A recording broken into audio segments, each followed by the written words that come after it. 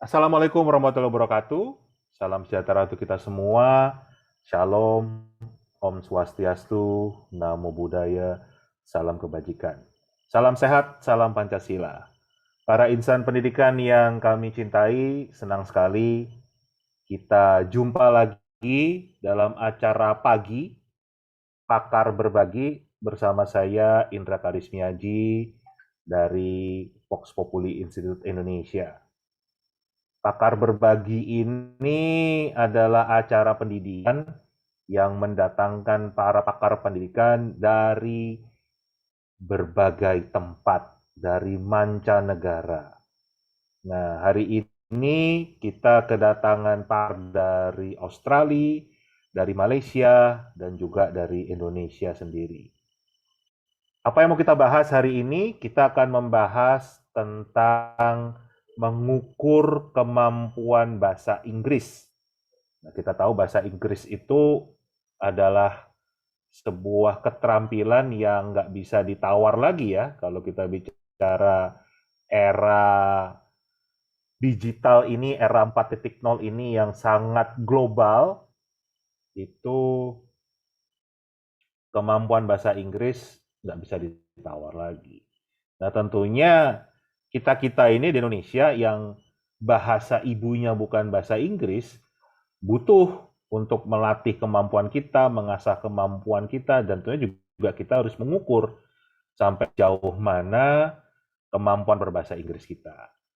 Nah, mungkin selama ini kita mengenal beberapa tes, beberapa alat ukur untuk kemampuan bahasa Inggris seperti TOEFL, TOEIC, ada IELTS, ada Cambridge, ya itu tes-tes yang umum di Indonesia. Nah, kali ini saya akan memperkenalkan sebuah bentuk tes yang baru, namanya Australian Guild Exam. Nah, ini agak menarik nih, tesnya itu bukan tes tertulis ya, jadi beda kayak TOEFL, kayak TOEIC begitu. Tapi tesnya itu langsung kita diwawancara, diskusi dengan penutur asli dari Australia. Dari situ nanti kita akan dinilai kemampuan bahasa Inggris kita bagaimana. Jadi betul-betul didorong untuk berkomunikasi dalam bahasa Inggris secara langsung. Karena yang dihadapi adalah betul-betul orang lain, orang penutur asli, dan yang akan menilai kemampuan bahasa Inggris kita. Nah, untuk bisa kita tahu lebih jauh, langsung saja kita undang rekan saya, Mr. Johnson Lim. How are you? You need to unmute first. I think you're still muted. Hi, Pak. Hi, thank you for joining our session here. Thank you for having me. My pleasure. So you're based in Malaysia, right? Yes, based in Kuala Lumpur. Okay, how is it there?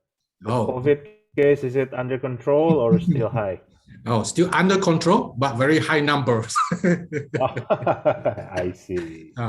Okay, so Johnson, we'd like to know more about this Australian Guild exam. Can you explain to us what is it? So the market here, the people here know more and probably can be implemented here in Indonesia as well. So please, please explain it slowly. I think a lot of our audience don't speak English, but I will help to translate later on. Will do. Can I share my screen? Please, go ahead. All right. Can you see the screen clear? Yes. All right. So Australian Guild, basically headquarters is in Melbourne, Australia. So we conduct assessment or tests throughout Southeast Asia, of course, Australia, New Zealand, Southeast Asia, Malaysia, Singapore, New Zealand, Sri Lanka, China, and Vietnam. Okay, so today I will share about this English communication. Okay.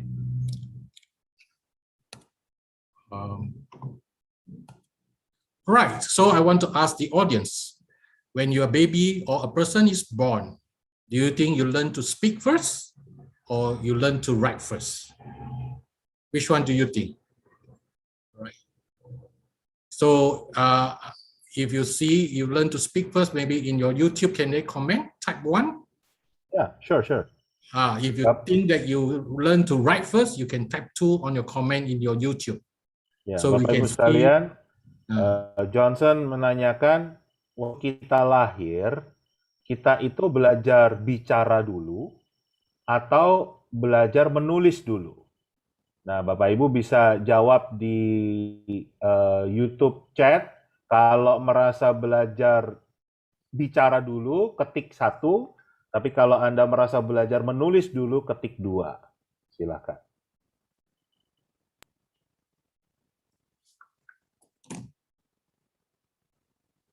can we see the comment? Or mostly what is their comment?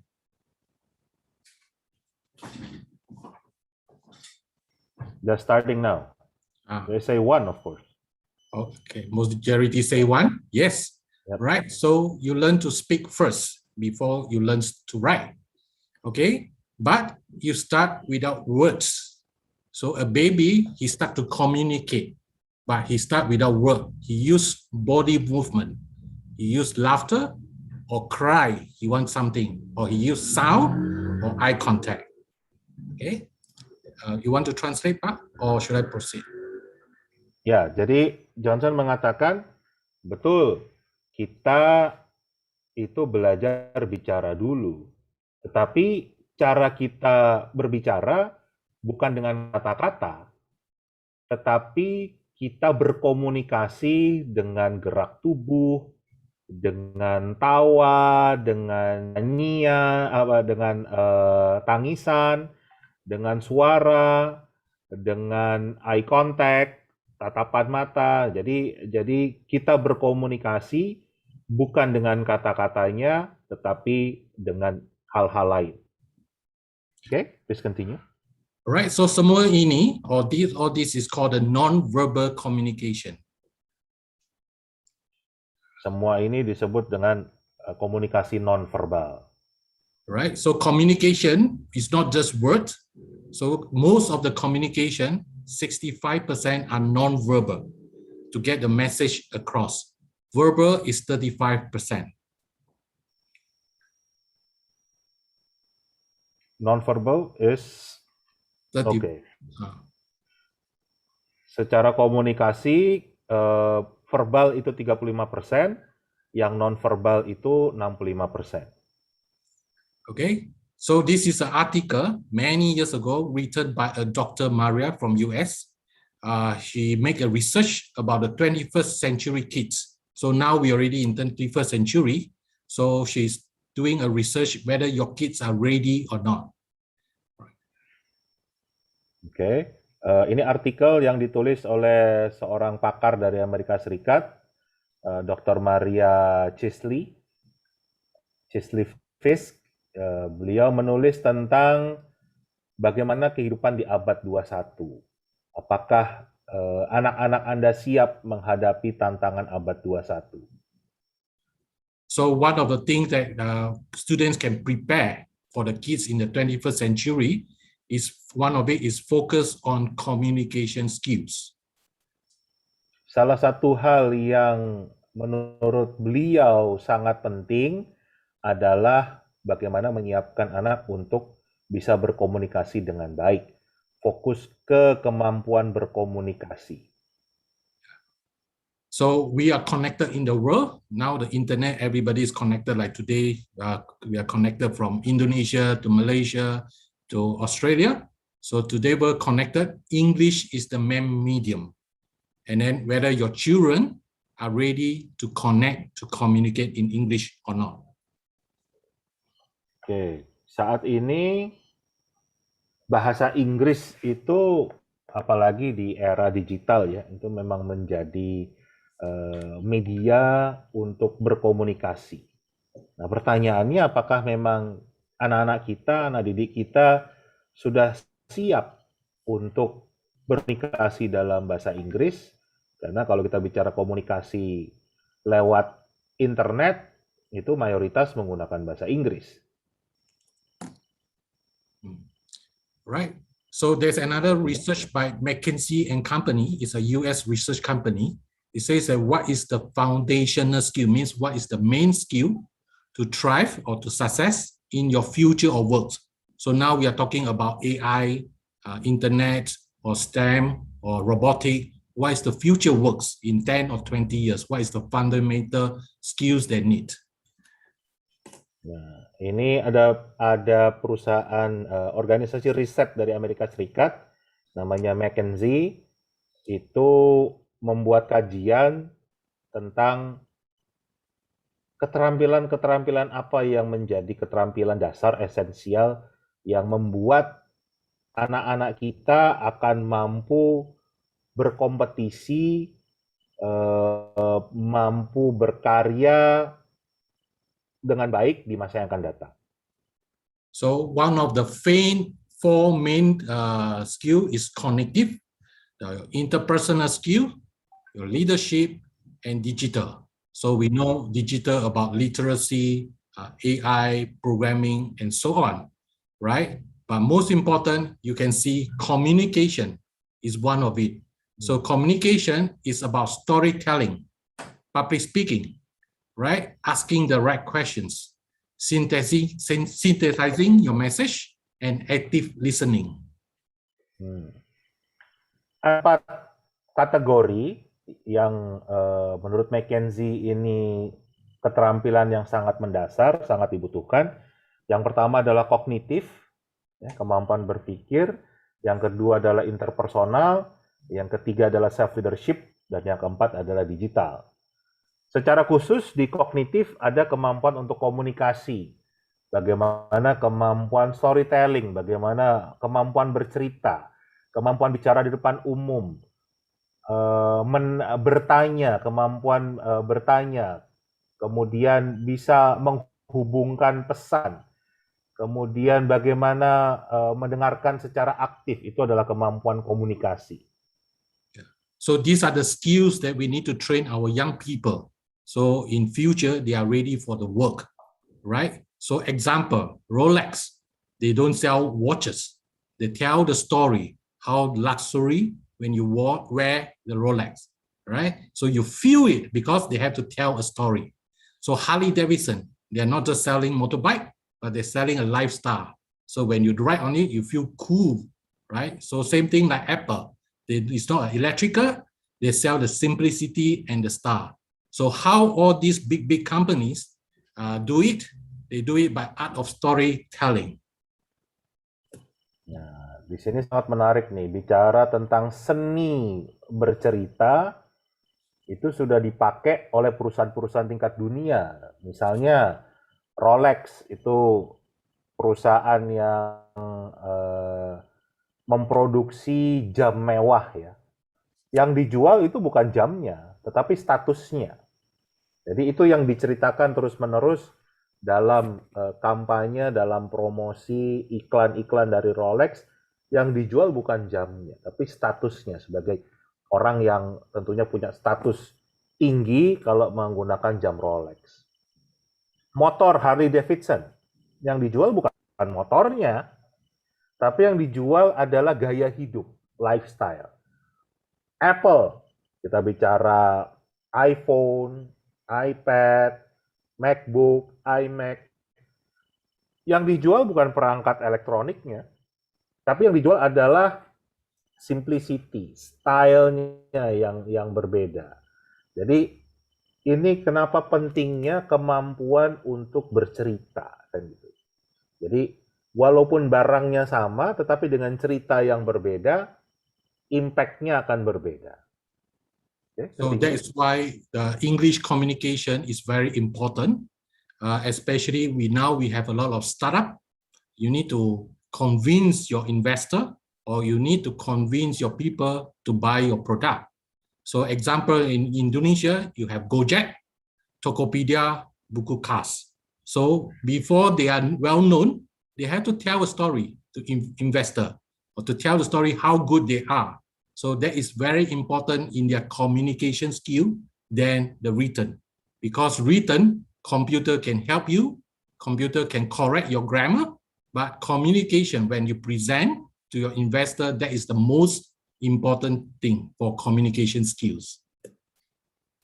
Bicara tentang perusahaan-perusahaan startup yang baru, itu juga kemampuan komunikasi sangat penting untuk menarik investor. Jadi bagaimana termasuk tadi menjual idenya, ya kan? Memastikan bahwa investasinya itu akan berbuah dalam waktu yang diharapkan. Itu semua membutuhkan kemampuan berkomunikasi, kemampuan bercerita, seni daripada bercerita itu sendiri. Jadi betul-betul menjadi dasar untuk bisa berkarya, untuk bisa sukses di era digital ini. So that's why we like to introduce the Australian Guild. It's an English communication assessment, right? So with here, I will pass to my colleague Helen to elaborate more about the syllabus or the content. I just remembered to unmute, so that's okay.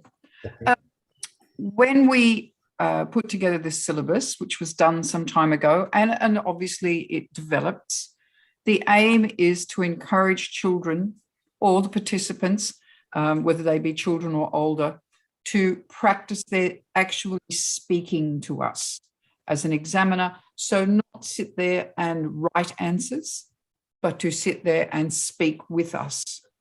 So that's the first thing that's really important in this, is it's actually a speaking examination. So if you'd like to go there. Oke. Jadi Australian Guild ini pada dasarnya adalah sebuah assessment untuk mengukur kemampuan bahasa Inggris secara komunikasi. Jadi kita nggak bicara tata bahasanya, tapi betul-betul kemampuan komunikasinya. Ini yang akan diukur. The thing that happens is that the more you practice speaking, the more confident you become, and therefore you're braver to try new things. And what we're trying to do is it's the same as any performance, whether it be in music, because that's the other half of the Australian Guild, is the speech and the music, is that what happens is you have to practice performance. You have to practice talking in front of people. You have to learn to use different words and learn to respond to questions that are asked of you and to make a comment back. We find that sometimes students find it, if they don't know, they feel they don't know an answer, we need to teach them, and this is part of what our course is and part of our assessment, is that they learn to answer. And their answer may be, I don't know the answer to that. However, this is what I do know. So they are communicating and making those, those judgments as they go. It's also, you'll notice part of it is also, we have a mime section where they actually act out a little bit. Again, this is all about becoming used to using your face, using your hands, using your body to express what you're trying to say. Because what happens is, in many instances, we have different communication skills with our body language between different cultures. So it's really good if in English, we make them use our movements and our things so that they become much more open to that type of movement with us as well. So part of this assessment are those types of things. What we want for them is that they get confidence, that they become more skilled, and they go hand in hand. So as you gain confidence, you're willing to try new things, therefore you're braver at doing something, therefore you learn extra skills, therefore you become more confident. So it's like it grows. Oke. Bicara di depan umum, apalagi bicara dengan orang lain yang latar belakangnya berbeda, kemudian dari negara yang berbeda, itu memang butuh keberanian ya. Butuh keberanian, juga pengalamannya sangat berbeda Bapak Ibu sekalian. Saya ingat dulu lulus SMA, saya punya kesempatan untuk kuliah di Amerika Serikat kan begitu. Bahasa Inggris saya dulu udah yakin kayaknya bagus kan gitu. Karena TOEFL-nya udah di atas 500 kan, karena diterima di perguruan tinggi di Amerika, itu pasti bahasa Inggrisnya sudah lumayan lah. Tapi begitu mendarat di sana, ketemu dengan orang Amerika, mereka ngomongnya begitu cepat, itu rasanya udah beda banget kan gitu. Saya ingat pertama kali ke restoran gitu, makan siang mendarat gitu ya, mendarat makan siang gitu, saya ditawarin oleh waitersnya, tanya gini, would you like super salad? Saya ditanya gitu, saya dengernya super salad, padahal yang ditanya would you like soup or salad? Tapi saya dengarnya would you like super salad? Jawaban saya yes. Nah, itu satu hal contoh pengalaman pribadi sendiri yang memang ternyata kita kalau mengukur kemampuan bahasa Inggris kita bicara dengan penutur asli itu butuh keberanian yang lebih, butuh tentunya juga kemampuan berpikir, kemampuan menerima informasi, mendengarkan itu yang memang perlu disiapkan dengan baik. Please continue, Helen. Okay. Now, to start with, the big thing is I always tell students is as an examiner, we love to pass students. We enjoy having a day when students all pass. So we're out there to encourage that. But why do an exam? And the answer is it gives you a goal to work towards.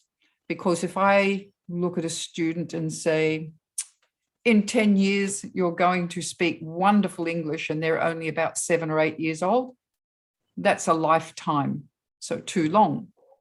So we give them a short-term goal to work towards.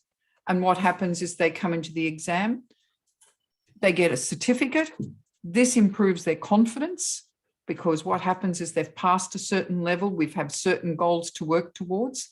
So what happens is it gives them an assessment. They get a certificate that says, yes, I've done some English. I know where I'm up to, and I know what my next level is. So that's why we encourage them to do exams rather than just simply learn. And while learning is obviously all important, what happens is the examination gives them a short-term goal to work towards and also some reward for their effort. Jadi dengan Guild English Communication Exam ini memang tadi ya ditujukan untuk mengukur kemampuan bahasa Inggris mereka dalam hal komunikasinya. Jadi mereka akan mendapatkan sertifikat yang tentunya diakui secara internasional, dan dalam hal ini walaupun yang ditanya adalah sisi komunikasinya, tapi di dalamnya itu akan banyak hal yang akan terbentuk. Kita bicara pronunciation, tata bahasanya, grammarnya, artikulasinya, dan tentunya kepedeannya, ya, kepercayaan diri dari anak-anak kita, dari kita untuk memang bisa berbahasa Inggris dengan baik. Okay. Please continue, Helen. Okay, so what happens is obviously we start at the beginning, level one in this particular instance, and each level advances on each of those segments. In the very first one, which I think we've been talking about, we ask them to learn a poem or to tell a story. Those things come into to read from a book that they've been learning from, read a segment from a book in English so that they can practice their pronunciation, and that's obviously well prepared. But then we do some things, for example, we might give them a word, and we do try to pick a word that's would be within their range. So, for example, children here, we've given them words like chocolate as a favorite food, and they have to talk for a minute about chocolate. In Malaysia, I've used the word food, and that's been a very successful word for them to talk about food, or to talk about their family. It can be a basic concept like that, but the idea is they have to talk about it, and that's impromptu. So what happens, that's very much encouraging them to have a discussion. And then I talk to them with some questions about that. that they have to answer. Again, it doesn't matter if their answer is, I don't know. The question, it's the fact that they've understood the question and given us an answer. That's what's really important. And that's what we're after. And to create that conduit between the two of us, so that what happens is we're having a discussion, and that's something that's very important for them to learn. Contoh pertanyaan dalam tes ini, assessment ini, tadi Helen mengatakan misalnya dia mengambil kata coklat. Nah, kemudian dia akan minta siapapun yang dites ini untuk berbicara tentang coklat. Misalnya apakah suka coklat, kenapa suka coklat, kan gitu. Jadi betul-betul bentuknya komunikasi ya, atau makanan kan begitu. Apa yang disukai, apa yang tidak disukai. Jadi betul-betul seperti ngobrol biasa, seperti diskusi biasa. Nah, tentunya levelnya semakin tinggi akan semakin sulit, dan di sini akan melihat seberapa jauh memang kemampuan bahasa Inggris kita untuk berkomunikasi langsung dengan yang levelnya adalah penutur asli. Good. The big thing with this is with their reading. Okay, when they do their reading, what happens is, there we go, got it thrown up there. They can choose a book. It doesn't have to be one of those books there. You can choose one that's appropriate for that level in English. And then the big thing is they read from that, they recite from memory a poem, for example. Then they'll do a reading. The big important thing that's always important is we have a talk about what happened in the book. It might be, what did the character do? How do you think the character felt about that? You know, they've had a fight. What do you think they've had the fight about? What's important? So we are actually discussing the book. Now that's really important. The poem or the prose from a recognized poet, that's the only reason. It can be anyone. And you can use some gestures and movements to tell the story. Quite a lot of them do, which is really well done, because that indicates they understand the poem. Then the next one, as I said, is we go to reading. And then after the reading, we have the talk. That's the really big one, to have a talk about it. So, and we've got, is that Spot the Stranger in this one? Our next one is I give them 4 words. I think that's level 2, is it? And what happens is in the 4 words, there'll be one that doesn't fit. So, for example, it can be something as simple as in the beginning grades, sun, moon, stars, and tree. And they go, the tree doesn't fit with that. Or sometimes I've had some children have chosen a different one. And I said, how did you come up with that? Why did you say that one? And they can go, oh, well, because of this reason. So sometimes it's not the same answer I would have picked, but they have a reason for picking that answer. Therefore, they're communicating. Therefore, that's good. They get their marks. That's perfect. So it's the communication we're actually after. So that's really the big thing. And then, you know, the talk, when the children have a talk about what the things that they do, then what we do is we come back and say, tell me about this. We have a conversation about it. And each time we're just encouraging them to answer us and for them to communicate with us. So that's really what it's about. It really is communication more than writing English in this particular series of exams. Interesting. Can you go back to the first slide, Helen? Oke. Yep. Jadi Bapak Ibu sekalian, di sini kita lihat di level 1 ada 5 hal yang akan diuji. Yang pertama adalah recite dari puisi atau dari puisi di sini atau dari buku yang diambil oleh penguji. Ya, jadi bagaimana pronunciation-nya dilihat. Jadi dari bacaan itu mereka akan seperti apa. Pede nggak bicara di depan umum. Kemudian tentunya membaca sendiri kan gitu. Sekitar 150 kata dari sebuah buku itu mampu nggak dia memahami konsepnya dari 150 kata tersebut. Next. Okay. Spot the stranger ini artinya melihat apakah ada, misalnya dari 4 hal, apakah ada yang nggak sesuai. Misalnya tadi Helen mengatakan, kalau dia mengatakan sun, moon, stars, trees. Itu jadi kita bicara matahari, bulan, bintang, dan pohon. Nah, mana yang nggak cocok nih, nggak sesuai? Tentunya pohon, kan begitu. Nah, paham nggak mereka dengan ini? Jadi ini nilainya 20 juga. Kemudian bicara tentang ya komunikasi biasa dan diakhiri dengan betul-betul bagaimana diskusi, conversation. Oke?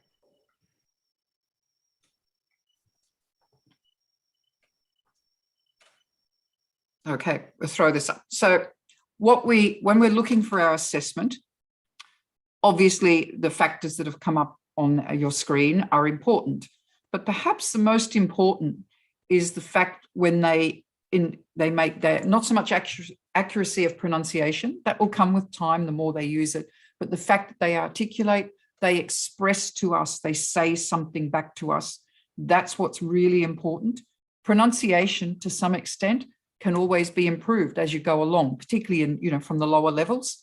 Eye contact, that means what we're learning is that communication skill, as we have talked about. And that's where mime, sometimes when we do things like acting things out or mime or speaking things like that, that comes into that because they have to be aware of the person that they're communicating with. So those types of things come into play. And that's your facial expression, presentation. That really comes down to all these types of things. These things are very important. Pronunciation will improve. And obviously it does come into the equation, but that's why we do the prose reading that they prepare. That's why we do the poem that they do, so that those ones is where the pronunciation should be best. Then when we're speaking to them, it depends on the grade level. What we need them to do is communicate with us. So sometimes the English enunciation or the not so much the accuracy of pronunciation, but the flow of the conversation may be a little less, but we're far more important that they get their idea across, and then the rest will improve. So that's the big things in there. So the biggest thing is actually the communication, which I keep coming back to, but that's really what it's about. And as I said, pronunciation will improve with the levels, but that's why we do prepared reading. That's why you do your poem, but then the rest of it comes under the other areas, and perhaps the pronunciation and the grammar may not be as accurate in those phases, but it's important that they're talking to us, and that's the big thing in that one. So to prepare for those, I often ask students of my own, I will say to them, please prepare a talk. Talk to me for 1 minute. 1 minute is all we need, once a week.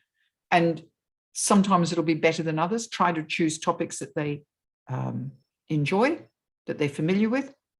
1 minute speech, and that's how you practice it. So. Oke. Jadi ada beberapa hal yang diukur dengan tes ini. Pertama, clarity, kejelasan. Kemudian akurasi dari pengucapan. Kemudian pelafalan, kan, artikulasinya, ekspresi kita. Bagaimana kemudian eye contact, ya kan, tatapan mata itu apakah langsung dengan lawan bicara atau tidak. Intonasi, ritme, dinamiknya, ekspresi wajah, bagaimana cara mempresentasikan, stylenya, personality-nya, itu akan diukur semua dalam Australian Guild Assessment ini ya, untuk bahasa Inggris komunikasinya. Tapi ini semua memang sangat dibutuhkan dalam kita berkomunikasi tadi, untuk komunikasi dengan siapa saja, apalagi bicara di era saat ini yang memang komunikasi dalam bahasa Inggris itu tidak bisa ditawar lagi, sangat-sangat dibutuhkan. untuk itu perlu persiapan yang matang. Nah, hal-hal ini yang seringkali di tes-tes yang ada selama ini tidak mengukur hal tersebut.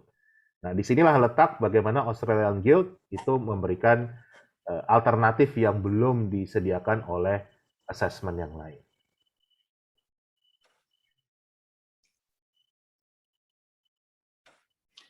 Okay, talking about the actual exam report, still me. What we try to do is provide encouragement. Obviously, there's marks, but the answer is what we try to do is show a student where they can improve. We're not looking at criticizing them so much that they give up.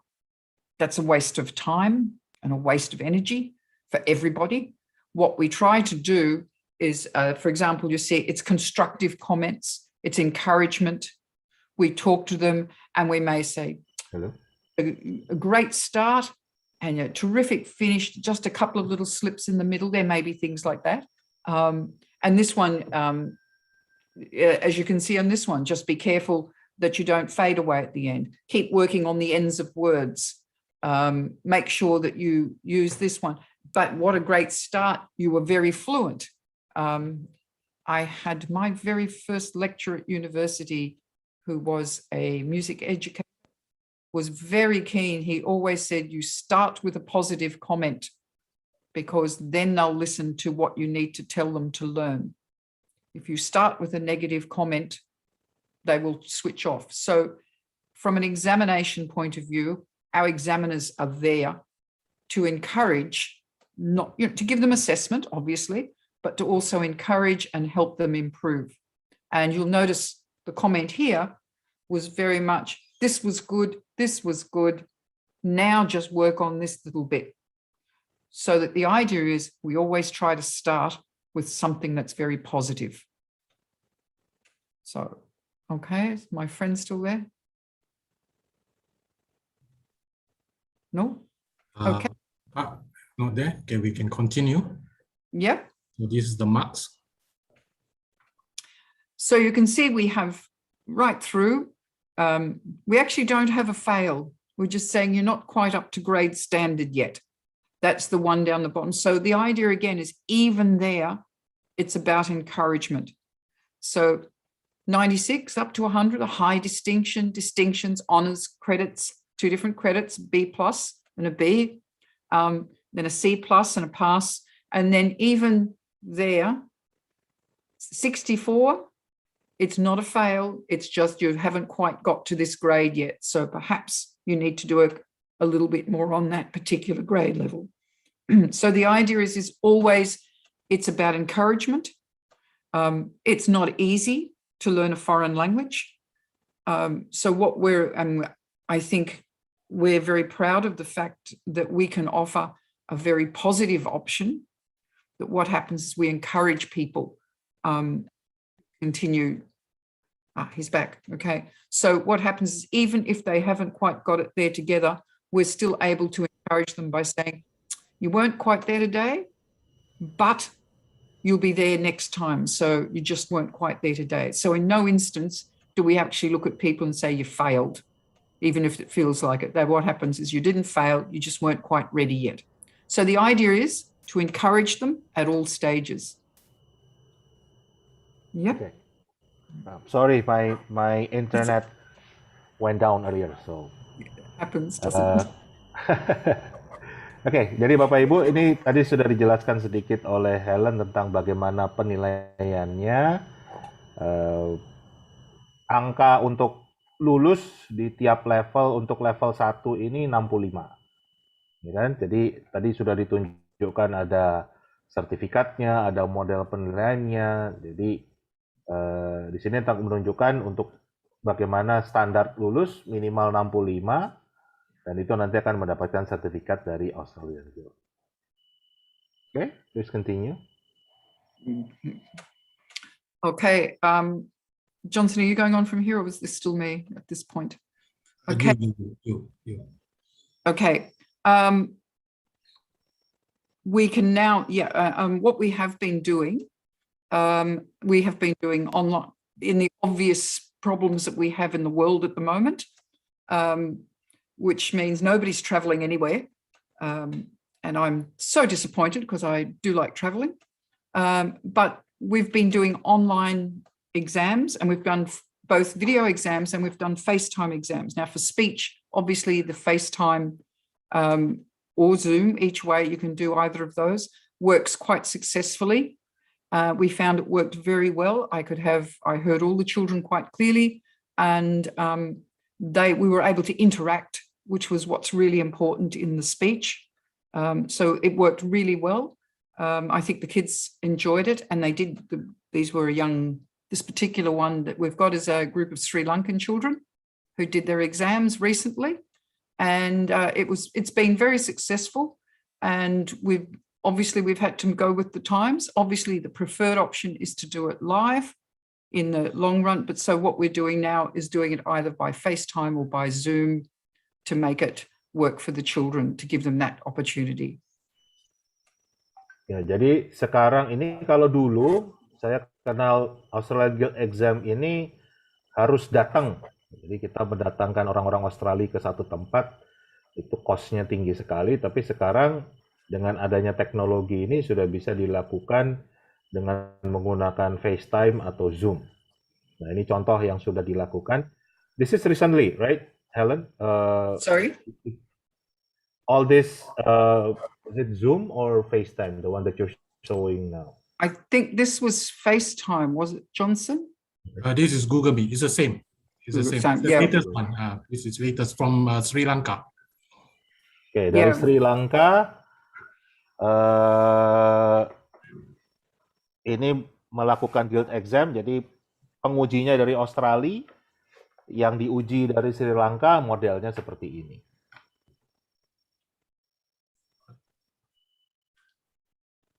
Now, online assessment, we all the examining board, all the Australian Guild examining boards, all approved right through the Australian education system, so it works well with that. It's counted in actually in all the states. It makes no difference for our year 12, which is our final year of high school. So it goes on their year 12 certificate if they've done either the music or the speech. That's then followed through. The Guild actually also offers right through to university courses now that is developing even further. It's growing quite rapidly. But the big one is, of course, the fact that it's actually there as part of their schooling all the way through. And as I said, it can go on their year 12 assessment here in Australia. So obviously that means that it's actually a valid and legitimate course and works really well. And it can vary enough to fit in with your teaching syllabus or your school system. There is the option, because we're quite a flexible system, that what happens is there's certain things that obviously have to be taken, but it's actually also part of the Australian education system as well.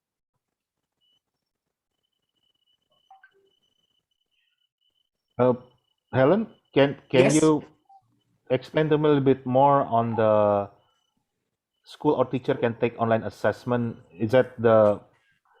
Are you talking about the guild exam itself for the students, or Johnson, it's a you might come in on different? this one.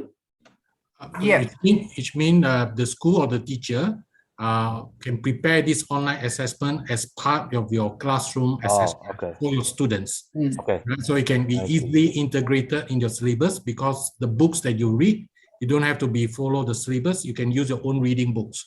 So and in their school, they have used this storybook or magazine, and they can use their textbook to read.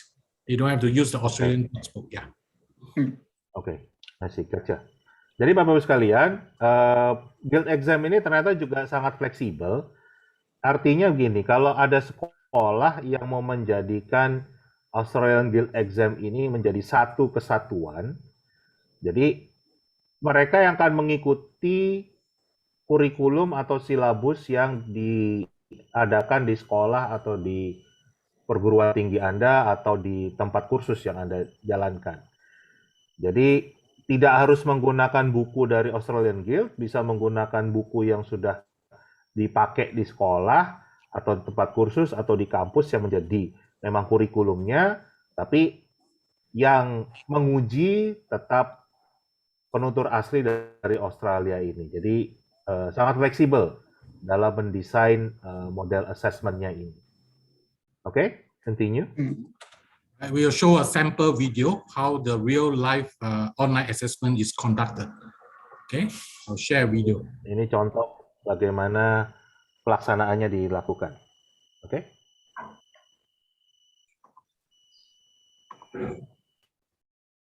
Hi and welcome to the Australian Guild Music and Speech Online Assessment. This is a video to show you on how the exams actually work. This online exam will be conducted using the Google Meet platform. In this Google Meet session, there will be an invigilator, an examiner, and the candidate.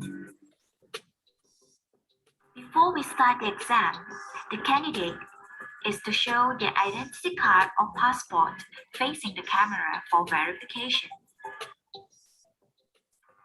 This is a good example of how you do it. And now you're all ready for the exam. Recitation. Candidate is to recite from memory a selection of poem or prose.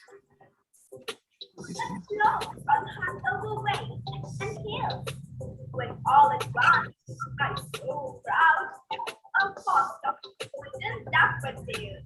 Reading. Candidate is to bring a novel or storybook to the exam. And then they have to recite in front of the camera.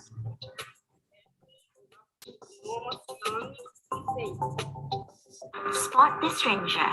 For this, the candidate will be projected a screen like this, and of all the words given, they have to identify the stranger. There will be 5 sets given for this section. Yeah, it's probably for your voice projection, it needs to come from your diaphragm. Talk. Candidate can choose to talk about self-introduction or favorite television programs. Peaceful and how Conversation. The examiner will open conversations about any related topic regarding both items. Well done. Very difficult. You're doing very well.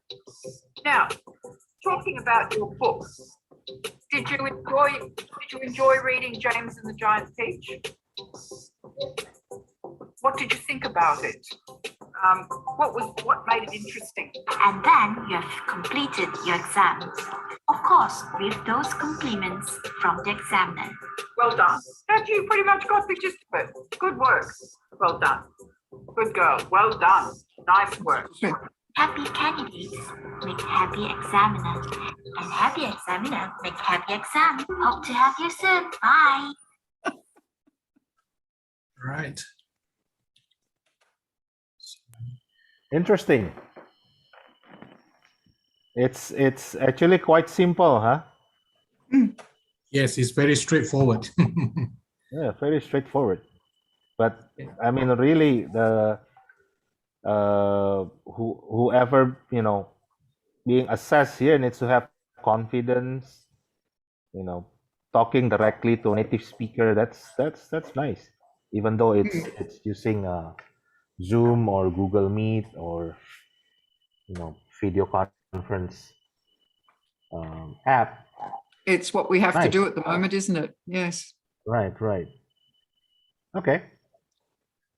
Right, so I will just continue to explain a little bit who are we or who are the Australian Guild.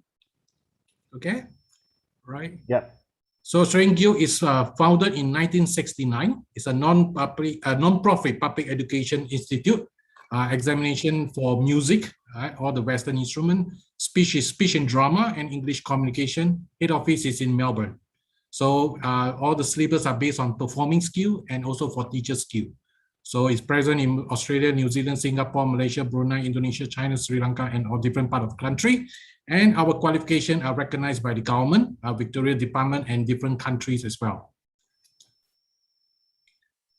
Okay, Pak, you want to answer? Yeah. Ya, Bapak Ibu sekalian, jadi Australian Guild itu berdiri sejak tahun 1969. Ini adalah lembaga nirlaba yang khusus untuk menangani pendidikan. Lebih banyak memang bicara tentang musik ya dan komunikasi, dengan kantor pusatnya di Melbourne, Australia. Jadi examnya itu tidak hanya bahasa Inggris tapi juga musik kan gitu. Nah, mereka sudah banyak sekali melakukan pengukuran ini, assessment ini tiap tahun di Australia, Singapura, Malaysia, Brunei, Indonesia, Tiongkok, Vietnam, Sri Lanka, dan lain sebagainya. Dan kualifikasinya ini diakui oleh Victoria Department of Education and Training dari Australia. Jadi seperti Kemendikbudnya di Australia sana. Jadi ini betul-betul internasional dan diakui. Right. Okay, next. Example, if you go to Australia website under the test card, so you can see the Australian Guild are listed there. So this is just to show you the authentication is listed in the website. Ya, Bapak Ibu sekalian, ini contoh bukti kalau memang Australian Guild itu diakui, bisa dicek di websitenya TEXA ini. Alright, this is another one, Australian Skill Authority, another body. Then you can see the provider and then Australian Guild are listed there as well. Oke, ini ada lagi juga di Australian Skill Quality Authority, ASQA ini juga terdaftar di sana. Jadi memang secara kualifikasi tidak diragukan lagi untuk guild exam ini. Right, so this is VTech Victoria because Australian Guild is located in Melbourne. So Melbourne is under the state of Victoria. So this is the one that you can list in the government website as well. Okay. Yeah, please continue. All right, this is Queensland, another state. So under the Queensland Assessment Authority, you can see the Australian Guild education is listed there. So whether it's for music or English, so if you finish certain level, you can apply for certain credit to study their courses to further their degree. Right, so this is Southern Australia because Australia different state education, they have a slight different qualification and requirement. So you go there, you can list down, you can see the requirement as well. So this is Malaysia, like University Malaya. For this is for music, is listed in there. Right, so these are from different colleges and university from different part of the world. Some from Malaysia, some from Australia. Like this is China Consulate in Melbourne. And also Tianjin Conservatoire Music, but this is for music studies, Melbourne University and Malaysia Government JPA under the qualification. Right. So basically, these are the 4 elements the Australian Guild do. On the left, right, red color is where we discussed today, assessment for music, speech and drama, English communication. And the black color, we also have a teacher's training.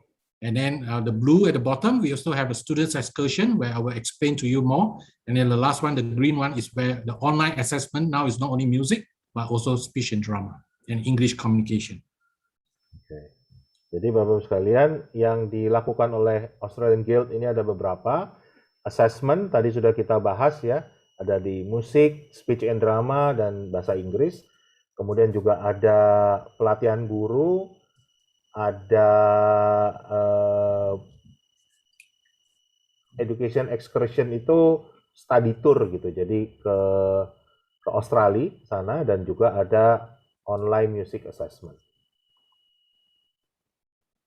Okay, so this is Somerset for Young Festival. Perhaps I will ask Helen to explain more about this students excursion and festival. This is a festival that I started 29 years ago. Next year is number 30. It's for students up to 14 years of age, basically, the actual festival. It's about encouragement. We have a huge range of sections which are run in a festival or a Stedford style, where if you can see the kids in these pictures all have ribbons, they get prizes, but it's all about encouragement. And one of the big things that we have, something like in one weekend, we have about 2,500 children performing. either in music or speech and drama. Now, a few years ago, together with Johnson, we organised for a group of students to come from Malaysia, was the first instance, and then later on we had them also from Vietnam following year. And we have 2 days where they participate in our school life, which is really interesting. We have a wonderful group of children at school who look after them, and they mix with our kids for 2 days so they see how an Australian school runs. We take them for a couple of excursions where, for example, we took them to a place called a Currumbin Wildlife Sanctuary, so they got to see all the Australian animals and so forth. And then we have 2 days where they actually participate in the festival itself, where they actually do some of their performances. And as I said, this particular festival is all about encouragement. It's all about encouraging children to perform, because we all know it's a very hard skill. It's renowned for it in our area already. We also managed to organise some masterclasses for some of the children who wished to participate with some of our teachers. So we had a speech class. We had some of the teachers who came with them also had a session with our speech teachers. We had some of our musicians had lessons with our music teachers. Some of them saw the orchestras perform. We have approximately 1,500 students in the school. We go from prep, right from 5-year-olds through to year 12, which is the year before university. And out of that 1,500 students, we have something like 1,400 participate in the performing arts in some way, either in speech and drama or music. But that means we are one of the top academic schools in Australia. So that perhaps they go together. So if you want to talk about that, now I can add a bit more if you like. Yeah, you can add more. Okay. No, I just what we found is some of the friendships they've formed. Some of the children who came on the first trip are still actually communicating and sending emails to some of the children in Australia, some of the ones that they met at school, because they've had a wonderful time, mixing with our children mixing with them. We have a very big range of students. We have something like 64 different nationalities at our school. So our students are used to mixing with lots of other students from all over around the world. Right. So but the children had a great time sitting in on the classroom in Australia and just finding out how the Australian system worked. So that was just interesting for them. But we also took them to the beach, and we also took them to the Gold Coast beach, because I'm on the Gold Coast, and we took them to see all these kangaroos and the koalas and everything else as well, as all part of it. So it was educational for them as well, and a bit of fun. So it's basically 4 days, right? Yeah. Oke. Jadi Bapak Ibu sekalian, ini kegiatan study tour-nya di Australia itu 4 hari, ya kan? Jadi mereka kan berkumpul dengan anak-anak dari berbagai negara, berteman, saling tukar email, tukar medsos. Jadi mereka akan punya jaringan yang betul-betul mendunia. Jadi dan juga tentunya kemampuan bahasa Inggris mereka akan diuji di sini ya, dipakai betul-betul untuk bisa berkomunikasi dengan orang-orang dari berbagai negara dalam kegiatan ini. Nah, ini beberapa hal yang juga dilakukan oleh Australian Guild. Okay? Now, the other side of that is also 2 years ago, when was the first time we couldn't do it live because of the pandemic, we introduced an online segment of our festival. So if the children want to participate in the festival from a distance, last year we had entries that came from Sri Lanka, from Vietnam, from Malaysia, from Tasmania, which for us is almost as far away as Indonesia, and Western Australia, Kalgoorlie. And actually, I think Kalgoorlie is actually further away than Indonesia from where I live, Australia being such a big country. So, and we also have some interest coming in from New Zealand as well, where the students can participate in whatever segment they like, or in as many as they like, be it music or speech. They get feedback from an examiner, they get a report, and we send a digital certificate along with the report that they can then add to their files. So there's that segment will be continuing. So they may be of interest as well. Ya. Tahun lalu karena ada pandemi, mereka juga membuat konsep yang sama tetapi online, tapi daring. Dan ini juga tetap banyak pesertanya dan mereka juga mendapatkan sertifikat, mereka dilatih juga, dan ini hal yang baru juga buat mereka tapi bisa dilaksanakan dengan baik. Okay, Right. let's continue. Yeah. Yes, go. Okay. Right. So it's a good opportunity for students to communicate or to learn their English outside the classroom. Right. So this is some of the other teachers training that we have for different subjects. So to get a support, they can always contact us or contact Pak Indra. Any questions or any preparation regarding the English communication syllabus. Yeah, back to you, Pak. Okay. Thanks, Johnson. Thanks, Helen, for your explanation. Now we'd like to invite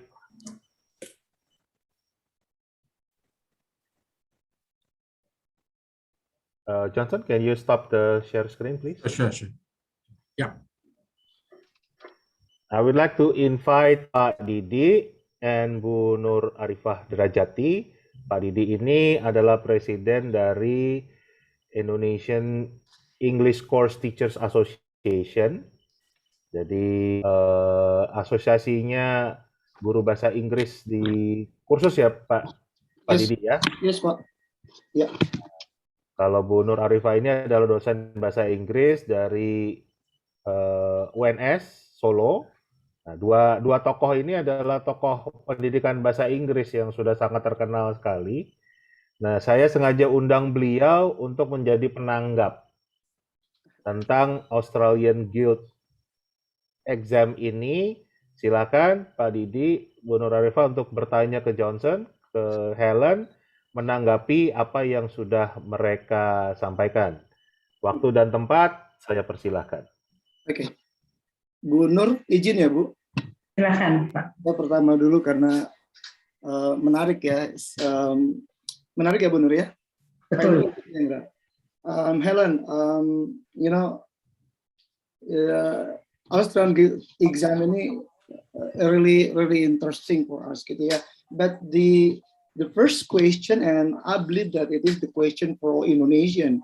How is it different with the, even Pak Indra has already told all that, how is it different with the TOEFL and IELTS exam? Actually, the difference is Australian with other, yeah, right, with other examination syllabuses. yeah, I think, right. The second question, now, in some that you propose on the screen, I saw that the way you are assessing the students are using the like recite, reading, spot the stranger, and etc. Right? And then how was it measured then? Because the final score, what I saw, what the final score is the numbers, right? 100 and then 99, 95, and etc.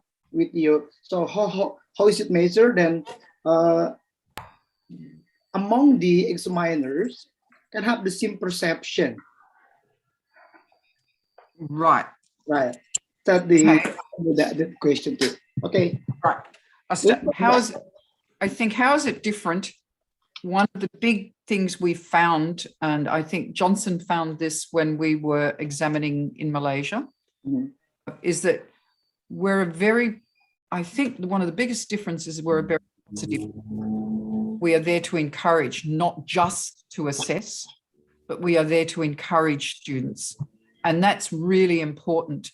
I know of more than one example, but one in particular, which was actually a guitar teacher who said to Johnson, and I'm sure he'll agree with this, came out and he said, I'm not changing again. I love these exams.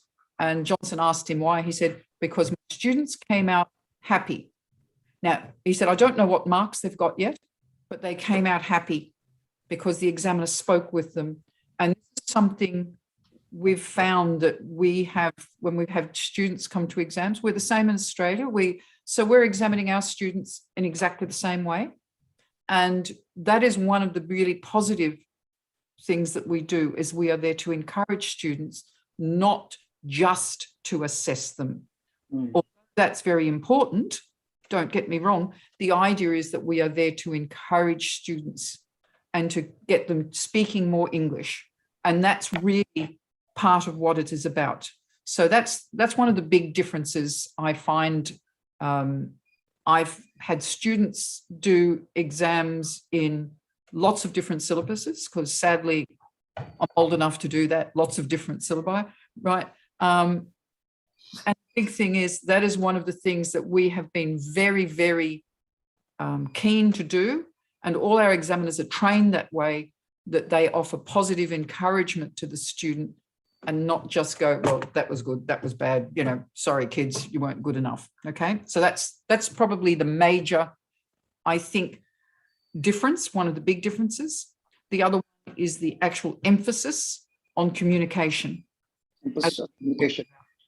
Is actual communication. So if a student is happy to talk back to us, that's what we're encouraging. And sometimes, as I said before, the answer may not be the same from every student. As I said, sometimes they'll go off on a different path, but if they can communicate to me how they ended up with that answer, then that's what I'm really testing. I'm not testing their knowledge of the sun, the moon, and the stars. I'm testing about what they can tell me about it.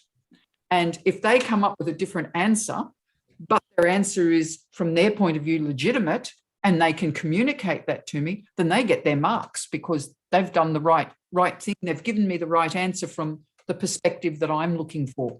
And I have had some who have come up with some unusual answers sometimes. And I say to them, why did you say that? And they can talk to me about it. They get their marks. So that shows that they still have an understanding, and that's what we're after about. So that's the type of thing why I think that we are different. That is what makes us a little bit unique. Our examiners are trained that way. All of our examiners have to go through a course. I think I marked something like over 1,000 videos. And what happens is we all have to mark within a certain percentage so that we're all marking at the same level. So if a certain examiner comes in, they must be marking at the same standard that I mark at. When we have a new training examiner, I had one in Malaysia a couple of years ago who was training as an examiner. She had to come in for her final assessment and mark the exams at the same time I did, and then get the same time within, obviously not exactly the same mark, didn't matter, but within a small percentage, so that what happens, there is consistency across the board. So it doesn't matter whether you get me or whether you get a different examiner altogether, they will be marking at the same standard. So you know where you're going, you know what's expected each time. So I think there's the type of thing that makes us really consistent. We're probably also close enough to Indonesia. I met some young Indonesian men on a boat they were working on a boat I was traveling on, and this was in Europe, and I said, oh, you're my nearest neighbors, you know, very close. So it was closer than anybody else I met on that trip. So I think it's good that and obviously while we speak English, there is a slight difference to Cambridge English because we're Australian. And I think from the point of view of Indonesia, that's a good thing if you're actually doing Australian English. It doesn't mean you can't communicate, but it's just those little, my brother regularly works in Indonesia, sugar industry, and he finds that he communicates well over there with people who understand the Australian English as well. So I think that's also important. The variation's only slight. but given you are our nearest neighbours, pretty much so. I think Papua New Guinea is probably the only other one that's probably closer. So I think that's also really important as well. And before that, before we go to the second questions, Yep. I can just add on, Dr. Didi, the difference between TOEFL and ours, besides what the Miss Helen has explained. TOEFL, IELTS, 1119, those are the university entrance exam. So they are preparing for that. So most of the students, they are preparing just to pass the exam. Just to pass the exam. Yeah. So whereas the Australian Guild, they start from very lower level, right up to diploma level. Even the level 1, we are training more on the soft skill, where a person able to communicate. So it's a different ball game from TOEFL. It's like an apple and orange. It's totally two different. Like example, TOEFL and 1119. Yeah, TOEFL and 1119 you can compare. Maybe orange and oranges, different requirement by the university level, right? Whereas ours English communication very emphasis on the soft skill, where we encourage them to build over the years. So when they come out to work, they cannot just depend on their paper. They pass their TOEFL. They must have the skills able to communicate. So that's why we build their confidence. Even though when they took a TOEFL exam, communication, they feel more comfortable already. They have the confidence already. So that is the skill where we emphasize more compared to the others. Yeah. Okay. Yeah. Okay. And I think the other one, Johnson, is it IELTS? IELTS, yeah, IELTS. That I find that our syllabus with the IELTS, because when they're trying to do it for the Australian education, if they want to come here for their degrees, and they have a certain level of English, of course, to compete to complete the degrees, and that's the Johnson. That is the exam to pass beforehand.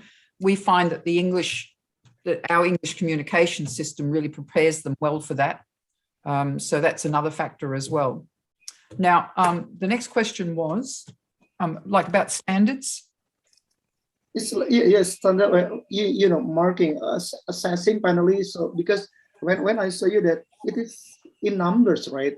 From 100 and how to standardize the different examiners. If I mark 75 and then Bu Afifa mark 75, so what kind of the measurement that everyone can have the same perspective on that point? Is that actually something? What happens is what you find is with the little ones, with the low grades, they often do score very well, okay, because they've prepared that really well. What happens as you go up the grades, there will be a greater variation in the marks because, the standards change as they go up. Not so much different ones preparing for exams, there's a difference in the levels. So you find in the little ones, we tend to find we encourage them, if they've prepared their stuff well, we'll go with that. But as you go up, there will be a much bigger variation in the marks as you're going into the higher grades, because we find the marks overall work well, because I know with my students, I can look at them and say, I told you didn't do that well, so that's why you got a bad mark in that section,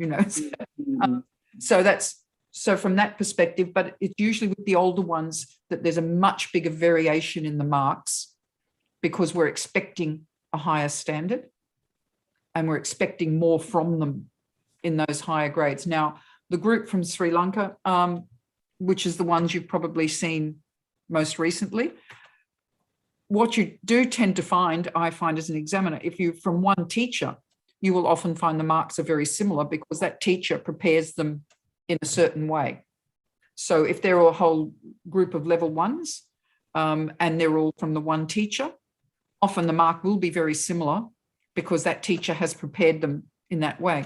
You might find with another group that what happens is the marks are quite different because that teacher has prepared them in a different way. So, and may not have prepared them as well, or may have prepared them better, as the case may be. But I find that in both music and in speech, sometimes it depends on the teacher at the time. Let's be realistic. So what happens is you find a group of children may do well, and another group of children may not do quite as well. and that may depend on the preparation from the teacher. So, but you will find a lot of the little ones will do well. We encourage that.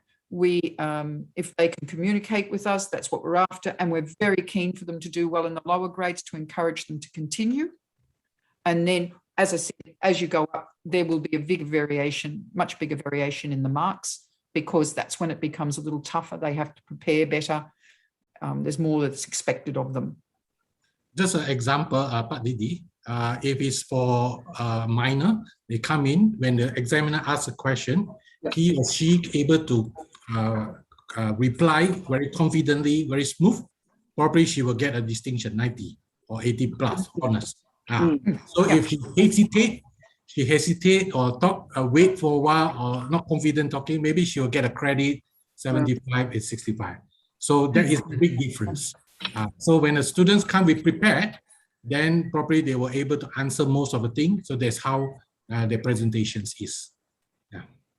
So what tools the examiner use to, what is it, to score the student joining the examination? What do we, right, we're looking, as you know, there's the marks that are given for each section. Yeah. So for example, in the first section where they're doing where they're reciting, you're looking for fluent. Right. Okay, we're looking for it to be fluent. We are looking in the recitation and the reading, the prepared reading, the ones that are prepared, we would expect pronunciation to be reasonable. Obviously, better in the higher grades than in the lower grades again. But in the prepared reading, that's what we would expect. When we go to a talk with the little ones, as long as they're actually answering us back, then that's good. We can work with that and we give them options and choices. The older ones, we would expect them to be more proactive in how they speak, the older ones in the higher grades, so that if you ask them a question, hey, I don't know the answer to that. However, I do know this because I believe this, that's what we would expect in higher grade levels. So again, it's fluency that's important. Things like we would mark things like eye contact, where, in other words, if they're speaking to us, correct, those types of things that would, facial expression.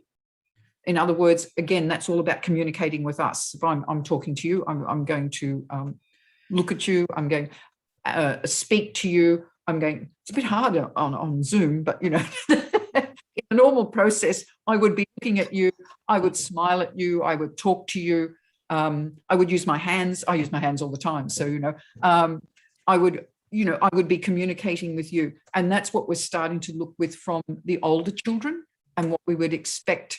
And it's having that fluency in the conversation is the biggest thing. So pronunciation in the talk will improve as they get older.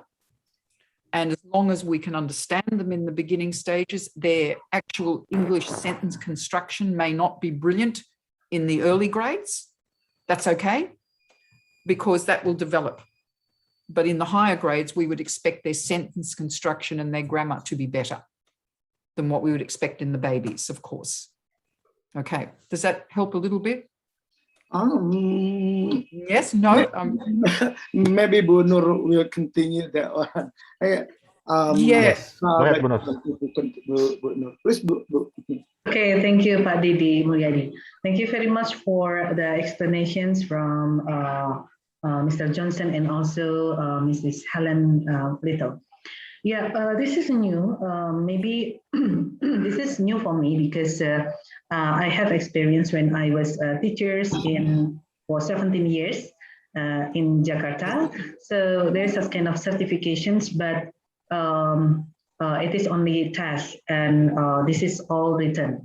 And this is a very good idea to have this kind of test. Moreover, during the pandemic. And maybe this will be good, and you will continue this kind of test using online, because it will be cheaper and also accessible for all of the parents and students. Yeah. In the side of the university, I work in university now. Is there any such kind of research that maybe from Guild examinations talking about Indonesians, because sometimes that we don't be afraid of making mistakes in pronunciations, but the main problems is the confidence to speak. Yes. Yes. Yeah. So I agree. So maybe what the things, or I have such kind of a little chat with Pa Indra, whether will exam it is giving treatment or only examination. So this will be different, because when we test or giving examination for the students, we should give such kind of basic knowledge or basic experience before having examinations. Maybe, is there any comment from both of you? Thank you. Johnson, are you going? Sorry, Pak Ibu. What is the question? Is maybe there's a how you suggest? Is there any treatment or what we call knowledge or the first experience for the examinees before? Sorry, the examinees, yeah, the examinees before doing the examinations.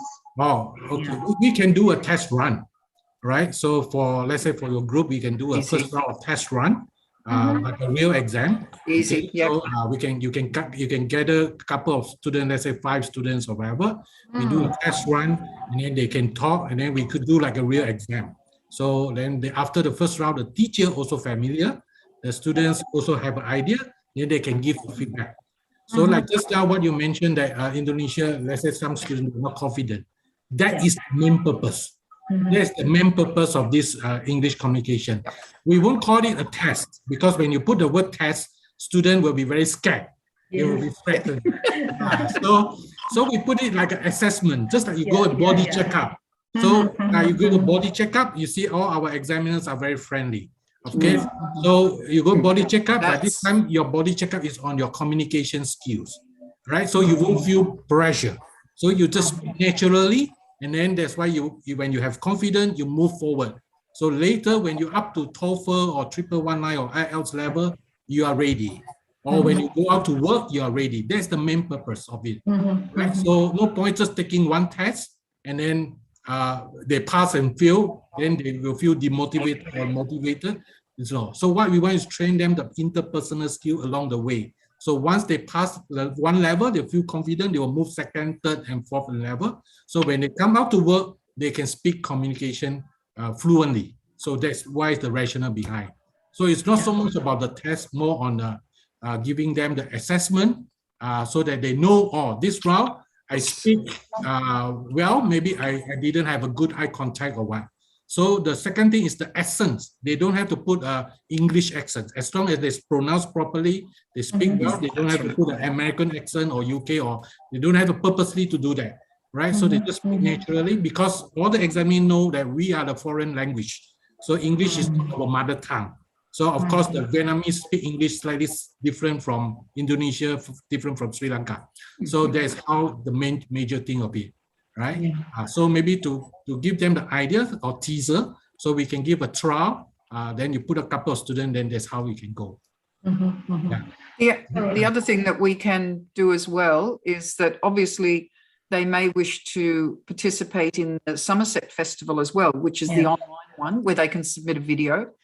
When they do that, they get a report back, which is also gives you information. So it's a good chance to practice it, do it as a video, submit it as part of the festival, and then you get a report back that says you did this really well, perhaps you could work on this. Same thing, it's always very positive. So and that's the whole purpose. So that's another way that if somebody wants to test the waters, try something. And the Somerset one, they will get a certificate as well. So which is a good giving the students credential, added credential, so that next time they apply for any scholarship, they have participated in overseas events, or they can show something like that. So I have a student who applied the Singapore ASEAN scholarship. They support all these documents. It's not to say they will take this, they will guarantee get a scholarship, but at least it gives them the credential that you have done this Australian Guild, you joined Somerset, you join your local competition and things like that. will give value added. Yeah, this is a very good Somerset program. Maybe before pandemic, this is a very expensive because we have to pay a lot of money. But having this kind of pandemic, yeah, we have such kind of fortune at the same time. I know. Hopefully, then this will be idea. Maybe it is not only for the beginner, but also for university students, because for example, when I teach intercultural communicative competence, yeah, I ask my students to participate in such kind of event. Well, I join it also, but maybe this will be a good idea for guild exam. This is also for university level, so we can communicate each other in such kind of forum. Then certified, this will be a good idea for guild exam to do this also. Yeah, can. We can work on something like that as well. Basically, it's based on what the needs in the local, right? So there's nothing one fit everybody. Yes. So different country have different needs. Yeah. Yeah. Okay. And the Somerset Festival is very, it will be continuing with the online, because we've just, I see. it will, we have both the live festival, which is the where you can come and visit, or we will be continuing with the online one, because we've found there's been a real need for it. And I suspect that need will continue after the world started traveling again. We're planning to keep that going. Yeah. And it's a good place for them to try out if they want, and with less pressure, because they can do a video, submit it, get a nice report back, tell them where to improve, and it can be the things that they're preparing for their exam, so that they've got kind of a head start on it. Yeah. May we have such kind of description about the price for Somerset? The online is only Aussie dollar, $8 only. $8? Yes, Aussie dollar. $5. Sorry. $5? $5. For online, one item. One item. Yeah. So they say they recite a story, so they will get a report and certificate. It's only Aussie $5. Very affordable. Affordable. Yes. The festival. You're muted, that's all. I think I just unmuted. Yeah, the festival was designed to encourage performance. I see. To be quite honest, we try to keep the prices at a range for everybody, so that when they come to actually perform here, and because we have more things, the infrastructure that we have to have when it's a live performance, price even for our students here is $8. But for an online one, because we have less infrastructure that we have to put into place, it's mainly our adjudicators, our judges, we keep it to $5. We're not out to make a profit. We're actually out to, Somerset's very keen to promote the performing arts everywhere. So we keep it to $5. So I think that's quite a reasonable price. It won't change to next year. That's I think, Indra, I think that we can create this kind of event. Sure. Yeah. It's the aim of it is to, I think, for all of us, the aim of it, it's really nice to be, I mean, none of us have liked the pandemic, but I think it's wonderful. We've all created new ways to communicate. Yeah. Yeah, correct. Okay. Yeah. Well, thank you very much, Helen and Johnson, My for pleasure. Information, and thank you, Bu Nur Arifah and Pak Didi, for your questions and your comments. You know, it's too bad that our time is up. Yep, So that's fine. Yeah. We'll see if there are a lot of people interested in this program.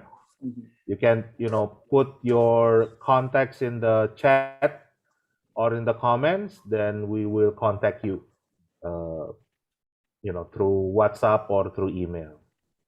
Okay. Again, thanks, Helen. Thanks, Johnson. My pleasure. Thank you. Thank you, everybody. Nice to meet you all. Great to see you. Nice to meet you all. And Okay. yeah, good Terima luck for the kasih good atas examination. atas. So any more questions, Johnson or myself is fine. And if we can answer, we will. Yeah. Okay. Ya. you. Oke, Bapak-Ibu sekalian, Oke. terima kasih atas kesediaannya mengikuti kegiatan pakar berbagi kita di sore hari ini. Mudah-mudahan bermanfaat. Mohon maaf jika ada hal yang kurang berkenan. Salam sehat untuk kita semua. Wassalamualaikum warahmatullahi wabarakatuh. Om Santi Santi Om. Sampai jumpa lagi di kegiatan kita yang akan datang. Terima kasih. Terima kasih. Thank you, Pak Indra, Pak Didi. Thank you, Bu. Thank you, Pak Didi. Thank you.